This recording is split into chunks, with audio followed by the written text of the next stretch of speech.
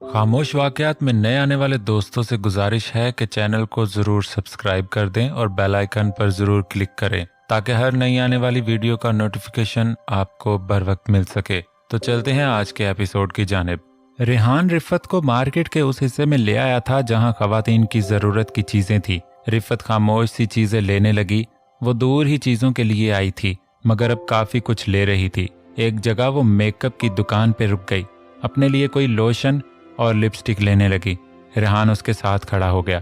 उसे मेकअप की क्या जरूरत, उसे बगौर देखता वो सोच रहा था। उसकी जिल्द मक्खन की तरह साफ और मुलायम थी। गर्दन के पास बालों की कई छोटी सी लटें मौजूद थीं। निगाहें उसके चेहरे का तवाफ करने लगीं, जिसके होंठ, कान और जिल्द इतनी खूबसूरत थी। उसका बाकी जिस्म कितना हसीन होगा। जिस्म के वो हिस्से जिन्हें वो लिबास में छुपा के रखती थी किस कदर खूबसूरत होंगे। उसकी गुदाज छातियां, नाफ का घड़ा और बकिया का जवान जिस्म। उसकी दिल की धड़कनें इस ख्याल से बेतरतीब हो गई थीं। दिल किया उसे बेलिबास करके देखे, उसके जिस्म की खुशबू अपने अंदर उतारे। वो दुकानदार से किसी बात पे बहस कर रही थी। बाजी, ये लिपस्टिक ले लें, नई कंपनी की है, बहुत अच्छी है, साथ में कीमत भी कम है। दुकानदार इसकी खूबियां गिनवा रहा था। रिफत किसी और ब्रांड की लिपस्टिक लेने पे मसर थी और दूसरी लिपस्टिक ले ली। अगर आप ये लिपस्टिक ले लेती ना बाजी तो आपके शौहर को बहुत पसंद आती, दुकानदार ने मायूसी से कहा। फिर रेहान की तरफ इशारा किया। रिफत जिनब सी गई। उसने कहना चाहा कि ये मेरा शौहर नहीं है, मगर दुकानदार दूसरी तरफ मतवज्जे हो गया था। रेहान भी एक लम्हे के लिए गड़बड़ा गया। फिर उसके करीब मुंह ले जाकर सरगोशी की। काश इस दुकानदार की बात सच होती। तुम्हारा शौहर होना मेरी खुशकिस्मती होती, वो उसके कान के पास बोल गया। वो उसकी तरफ सुर्ख चेहरा लिए पलटी, मगर वो बाइक की तरफ जा रहा था। वो अपनी चीजें उठा के उसके पीछे आई। फजूल बातें न किया करो, अच्छा? उसे देखती जरा खफगी से बोली थी। दिल के चोर को छुपाने के लिए ऐसा रवैया जरूरी था। वो अनसुना करके बाइक पे बैठ गया। रिफत पीछे आ बैठी। तुम्हारा शौहर आएगा मंगनी पे? वो अपने वजूद के साथ उसके जिस्म की गर्मी महसूस करने लगा। रिफत के जिस्म से हरारत की लहरें सी निकलकर उसके जिस्म में दाखिल हो रही थी। नहीं, शायद ना आए, रिफत ने जवाब दिया। रात की सया चादर फैल गई थी, सब सो गए थे। रिफत बहुत देर से बिस्तर पर लेटी करवटें बदल रही थी। नींद नहीं आ रही थी, जैसे रूठ गई हो। कभी एक करवट लेती, कभी दूसरी, कभी चित लेट जाती, कभी ऊंधी होकर टांगे जलाने लगती। तबीयत में अजीब सी बेचैनी थी, जिस्म जैसे अकड़ गया था। ऐसे लम्हों में वो सुलेमान के बारे में सोचती थी, मगर आज ख्यालों में रेहान दर आया था। रिफत को खुद पे गुस्सा आया। रेहान के ख्याल को जहन से झटकना चाहा। वो सुलेमान को कॉल करना चाहती थी। 12 बज गए थे। मस्कत में शायद शाम होगी। उसने फोन उठाकर कॉल मिलाई। हेलो। कॉल मिलने पे वो आहिस्ता आवाज में बोली थी, तुमने फिर कॉल कर दी? दूसरी तरफ से वो गर्राया था। एक दिन भी तुमसे गुजारा नहीं जाता? कॉल करके जरूर तुमने बकवास करनी होती है। वो तनफ्फुर से बोल रहा था। रिफत जैसे जमीन में गड़ गई। जिल्लत का शदीद एहसास हुआ था। सुलेमान, आप निदा की मंगनी पे आएंगे? उसने बमुश्किल पूछा था। नहीं, मैं पैसे भेज रहा हूं ना, यही काफी है तुम लोगों के पेट भरने के लिए, वो जहर खुंद लहजे में बोला। पैसा सब कुछ नहीं होता सुलेमान, मियाँ बीवी के रिश्ते के कुछ और भी असूल होते हैं। उसने बोलना चाहा, मगर इस लम्हे उसे फोन में से हल्की सी निस्वानी आवाज सुनाई दी। लड़कियों के कान ऐसी आवाज के लिए बहुत हसास होते हैं। सुलेमान के करीब कोई मौजूद थी।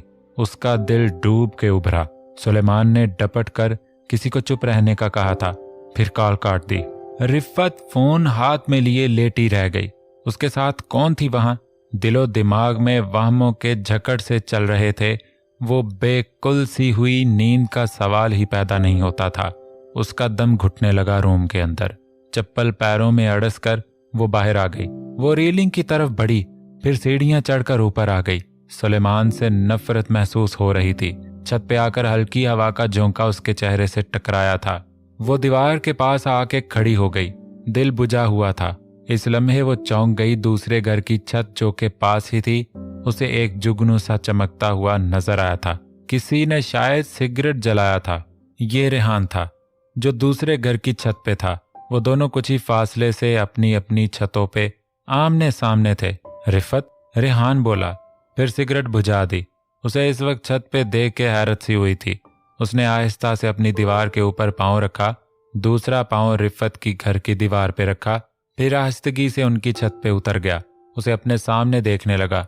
चांद की मध्यम रोशनी उस पे पड़ रही थी। उसका नीम रोशन खूबसूरत हैवला नजर आ रहा था। इस वक्त वो दुपट्टे से बेनियाज थी। सीने की जगह का खूबसूरत उभार नजर आ रहा था। तंग सी कमीज में उसकी छातियां कैद थीं। नाजुक लचकदार कमर को कमीज ने थाम रखा था। लंबे रेशमी बाल कमर पे लड़क कर कूलों को छू रहे थे। रेहान बेखुद हुआ, सांस उथल पुथल हुई थी। इस लम्हे उसे बेलिबास देखने की ख्वाहिश फिर से सर उठाने लगी। बेख्तियार उसने रिफत का हाथ थामा था। इस वक्त क्या कर रही हो छत पे? उसने पूछा। वो हाथ ना छुड़ा सकी।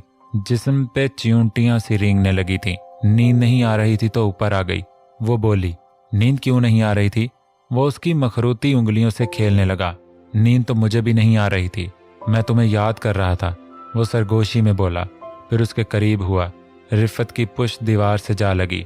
रेहान, रिफत के जिस्म पे बेशुमार चियूंटियां सी रेंगने लगी थी। वो झिझक कर उससे अलग हुई, मगर उसने बाजू नहीं छोड़ा था। डर गई हो? वो मध्यम आवाज में बोला। परेशान ना हो। फिर उसकी उंगलियां रिफत के बाजू पे सिरकती कोहनी तक आ गईं और बाजू पे आगे का सफर करने लगी। एक बात बताओ, अगर नींद ना आए तो क्या करना चाहिए? पता नहीं, वो बोली। बाजू उसके हाथ में था। अब मैं नीचे चलती हूँ। वो घबरा गई थी अपने अंदर उठते तूफान से। कुछ था जो उसे रेहान से लिपट जाने पर उकसा रहा था। वो जानती थी बदन के ईंधन का इलाज शायद उसकी बाहों में मिल जाए, मगर झिझक आड़े आ रही थी। मुस्तरब होकर वो नीचे की तरफ बढ़ी। वो वारिफ्तगी से उसे जाता देखता रह गया। उसकी तिश्नगी बढ़ गई थी। वो उसे तस्खीर करना चाहता था। आज मौसम खुशगवार था। सुबह से हल्की हल्की बारिश हो रही थी। हल्की फवार ने मौसम को खुशगवारियत बख्श दी थी। नीलगू आसमान को बदलियों ने ढक रखा था। रेहान यूनिवर्सिटी से घर आया था। बैग कंधे पे झूल रहा था। बाइक स्टैंड पे खड़ी करके वो अंदर की तरफ आया। ड्राइंग रूम में से किसी की आवाज आ रही थी। वो अंदर आया, फिर ठटका।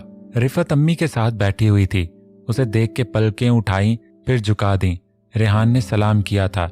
अच्छा हुआ तुम जल्दी आ गए रेहान, रिफत का कुछ काम है, ये तुम्हें ही बुलाने आई थी, उनके घर चले जाना, अम्मी बोली। रेहान ने सर हिलाया, फिर रिफत को देखा जो सोफे पे थी। आंखें एक लम्हे के लिए चार हुईं। रात का मंजर आंखों के सामने लहराया था। उनके घर जाना इम्तिहान साबित हो सकता था। उसका दिल किया अम्मी को मना कर दे। कल रात जो हुआ, जज्बात की मौजों में बह के हवा, वो उस हालत का शिकार फिर से नहीं होना चाहता था जब वो बेखुद हो जाता, लेकिन उसे जाना ही पड़ा। उसकी ननंद निदा की मंगनी कुछ दिन में ही थी। घर के बहुत सारे काम निपटाने थे। फर्नीचर की जगह तब्दील करनी थी। शॉपिंग पे भी जाना था। रिफत की सास की परेशानी तो और भी सवा थी। घर में किसी मर्द की गैर मौजूदगी उनके लिए मुश्किलें खड़ी कर गई थी। उनकी जान पर बनाई थी। वो उनके साथ मिलकर छोटे मोटे काम करता रहा। फिर उनके साथ टैक्सी में बैठ के मार्केट आया था। वो अगली सीट पे था। रिफत बड़ा सा सफेद दुपट्टा ओढ़े पिछली सीट पे थी। साथ ही उसकी सास बैठी थी। दोनों मुख्तलिफ चीजों की खरीदारी के बारे में बात कर रही थी। ये खवातीन की गुफ्तगू थी। रेहान को इसमें दिलचस्पी नहीं थी, मगर उसकी निगाहें कई बार रिफत की तरफ उठी थीं। शाल ओढ़े वो तरोताजा लग रही थी। उनाबी होंठ अध खुली कलियों को मात दे रहे थे। जुल्फों की कई लिटें चेहरे की दरबान बनी हुई थीं। खूबसूरत छातियां लिबास में दफन थी। वो सर झटक कर रह गया। उसे निगाह हटाना कितना मुश्किल था। रेहान उनके घर की ड्राइंग रूम में बैठा था। वो दोपहर से यहीं था। घर के कामों में उनका हाथ बटाता रहा था। अभी शाम हो रही थी। उठने को था कि रिफत सीढ़ियां उतरती नीचे आई। वो बेख्तियार ठटका था। क्या कर रहे हो रेहान? रिफत ने पूछा। चलने लगा था, अभी तो कोई काम भी नहीं है, वो बोला। अगर कोई काम हुआ तो कल मुझे फिर बुला लेना, उसने कहा। रिफत ने सर हिलाया। चाय पी के जाना है रेहान, मैं बनाती हूँ, वो बोली तो रेहान मुस्कुरा दिया। नेकी और पूछ पूछ, वो बोला। रिफत मुतवाजन चाल चलती किचन की तरफ बढ़ गई। वो यूं ही बैठा रहा। आंखें किचन की तरफ उठ रही थीं। वो मसरूफ थी। इस लड़की में इतनी कशिश क्यों है, वो सोचने लगा। वो को एजुकेशन में पढ़ रहा था। लड़कियों से हर कदम पे वास्ता पड़ता था, लेकिन ऐसी हैवानी कशिश किसी में नहीं थी। जो अपनी तरफ खींचे। रिफत ने बहुत खूबसूरत जवानी पाई थी। वो चाय बना के उसे देने लगी। धीमे कदमों से आती उसके पास हल्की सी झुकी तो गिरेबान जरा सा खुल गया था। रेहान की नजरें गैर इरादी तौर पर डल के गिरेबान से अंदर हो आईं। वो बेइंतहा खूबसूरत थी। शफाफ दूध जैसी छातियों का ऊपरी हिस्सा नजर आया था जो जेर जामे में जकड़ा हुआ दुहाइयां दे रहा था। रेहान का गला खुश्क होने लगा। वो लाताल्लुक सी सामने बैठ गई, इस बात से बेखबर के अनजाने में उस पे क्या सितम तोड़ गई है। शुक्रिया रेहान, इतने सारे कामों में मदद के लिए। वो सामने सोफे पे बैठ के बोली। उसकी सास और ननद दूसरे कमरे में थीं, जहां से बातों की हल्की हल्की आवाज आ रही थी। शुक्रिया की कोई बात नहीं है, उसने चाय से खुश्क होता हल्क तर किया। है तो सही। जानते हो सुलेमान के बाहर जाने के बाद अम्मी बाहर के सारे काम कर लेती हैं। आज तुम हो और बहुत हाथ बटाया है। वो मशकूर सी हो रही थी। मैं रोज आने के लिए तैयार हूं। वो हल्का सा बोला, जरूरत हो तो मुझे बुला लिया करो। हाँ बुलाऊंगी, इस हफ्ते तो बहुत सारे काम होंगे। वो बोली। रेहान ने सर हिलाया था, फिर उसे निगाहों में भरा। कप टेबल पर रखकर वो जाने के लिए उठ खड़ा हुआ। अगर नींद आए तो छत पे आ जाया करो, वो बोला, फिर बाहर निकल गया। वो होंठ चबाती खड़ी रह गई। रिफत सुलेमान को कॉल पे कॉल कर रही थी मगर वो अटेंड नहीं कर रहा था। आगे से नंबर बिजी हो जाता था। परसों निदा की मंगनी थी, वो उससे बात करना चाहती थी मगर वो इग्नोर कर रहा था। शायद बिजी हो। उसने बुझे दिल से खुद को दिलासा दिया। ये बंधन उसके लिए अजाबे जान बन गया था। वो कोफत ज़दा सी लेटी रही, बिस्तर जैसे उसे काट रहा था। एक आखिरी बार उसने कॉल की, दूसरी तरफ से अटेंड की गई थी। वो जल्दी से उठ बैठी, बैकग्राउंड से टेक लगाया था।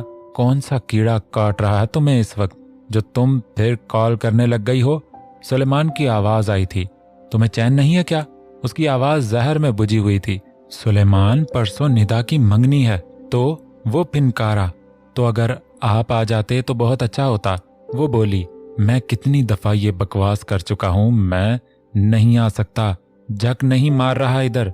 रिफत बुझ सी गई। तुम यहाँ आके काम कर लो मेरी जगह, तो मैं आ जाता हूँ। कुत्ते की टेढ़ी दुम हो तुम, जो सीधी नहीं होती कभी। एक ही बात की रट लगाए रखती हो। बकवास औरत। उसने कॉल काट दी। रिफत ने फोन साइड टेबल पे डाल दिया। दिल मुर्दा सा हुआ था। चंद लम्हे बेसकूनी से लेटी रही। कमरा जिंदान लगने लगा था। फिर उठी, चप्पल पैरों में अड़सकर बाहर आने लगी। जब दिल तंग होता था तो छत पे जाती थी, फिर बाहर आते आते यकदम रुक सी गई। रेहान की बात याद आई थी। अगर वो छत पे हुआ तो? वो सोच में पड़ गई, फिर बेदम सी हुई। चप्पल वापस उतार कर बेड पे लेट गई। ऊपर नहीं जाना चाहती थी। कल जो हुआ था वो अनजाने में हुआ, फिर उसे नहीं दोहराना चाहती थी। जैसे भी थी शादीशुदा थी। उसे अपनी जरूरतों के लिए अपने शौहर का इंतजार करना था। अच्छी बीवी बन के वो कभी तो आता, फिर उस पे मेहरबान हो जाता।